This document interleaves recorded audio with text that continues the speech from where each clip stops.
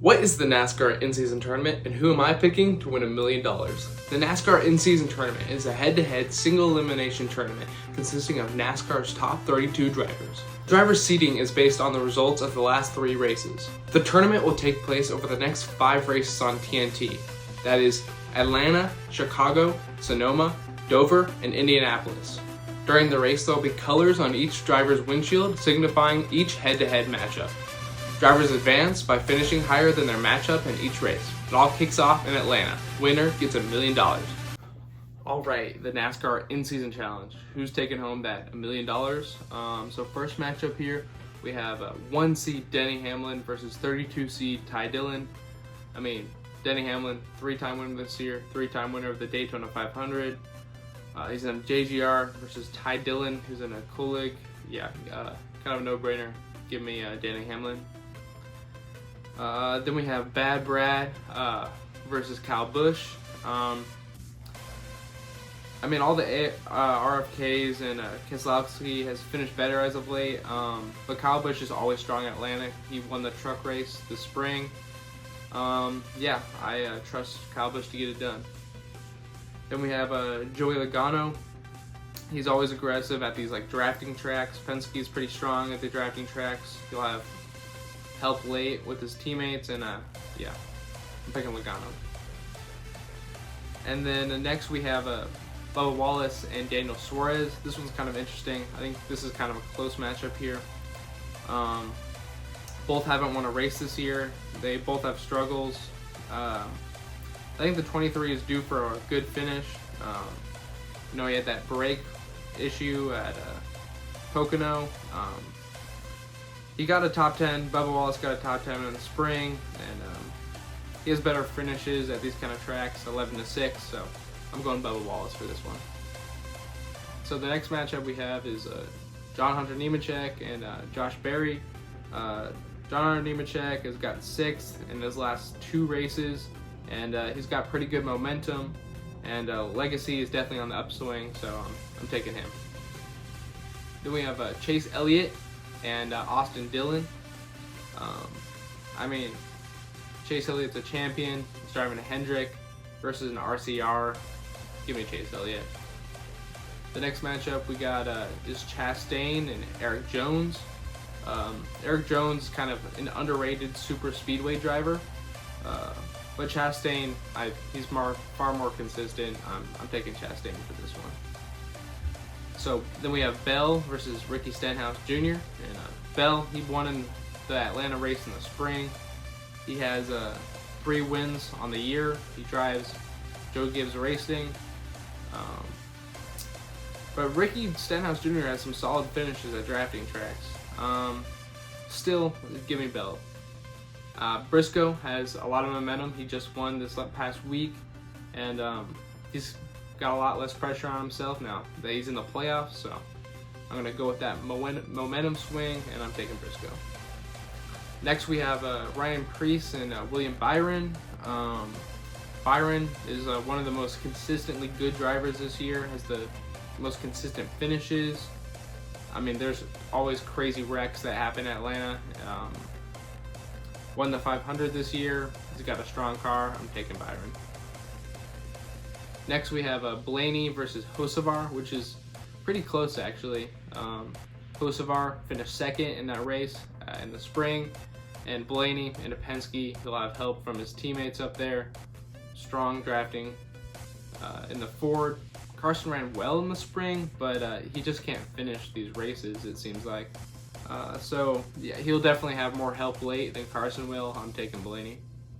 Next we have a kind of an interesting matchup. I think Kyle Larson can go really far in this tournament, but he just got to get past this first round in the chaos of Atlanta.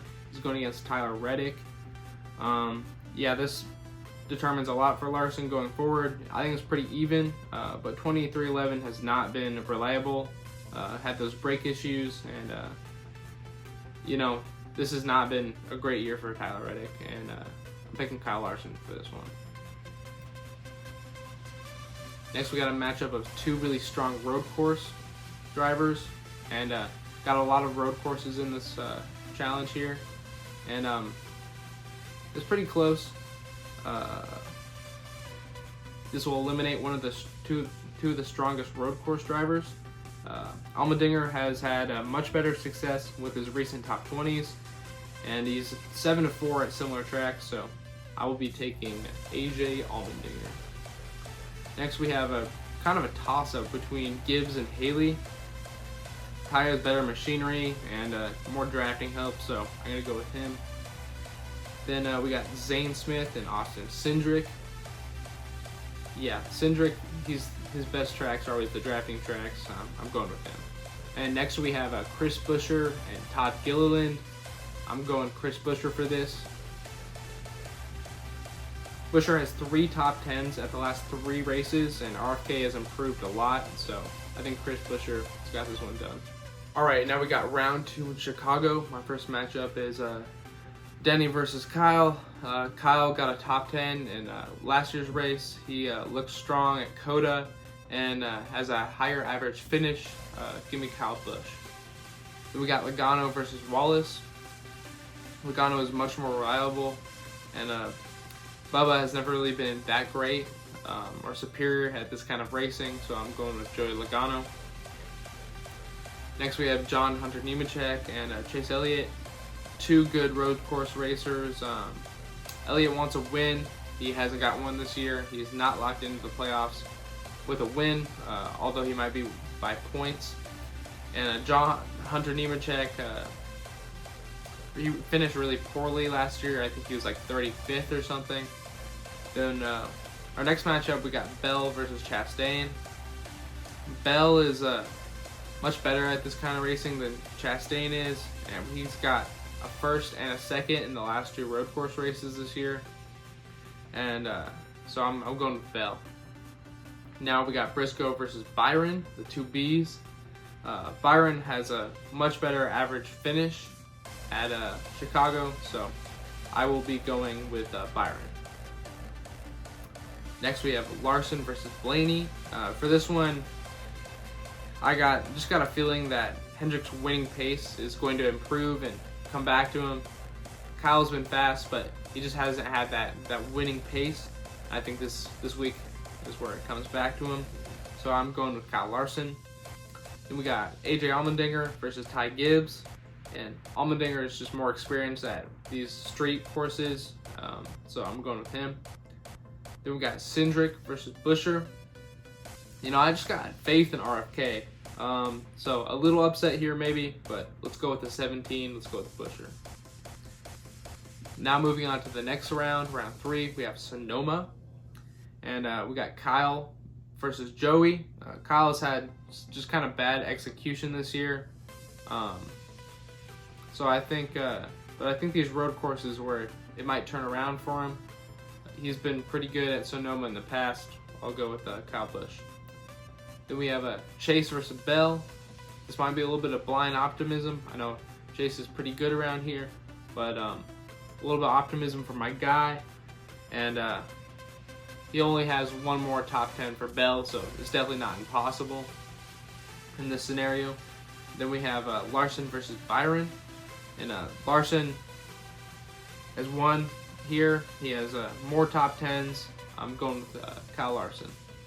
And then we have the Dinger, AJ Allmendinger versus Buescher.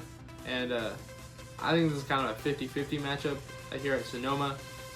I'll give it to the Dinger. Next we have round 4 at Dover. We got Bell versus Busch. And I think this is where it ends for our kind of 2025 era Kyle Busch and the next gen car.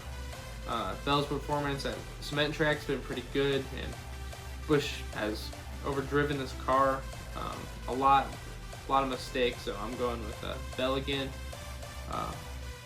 Then Kyle Larson versus AJ Allmendinger, who, you know, I just think his path through this bracket has kind of been beneficial to him, and he's made it up here to the Final 4. And I mean, 12 versus 3 top 10s at Dover. I'm going to go with Larson, though. And our champion, the final champion round at Indianapolis, it's got to be Christopher Bell. He's going to be kissing those bricks and taking home $1 million. I do think it'll be a close margin at the end, 3.5 seconds. 2.5 seconds. Here's my final bracket for the NASCAR in-season challenge. Thank you for watching. Please like and subscribe.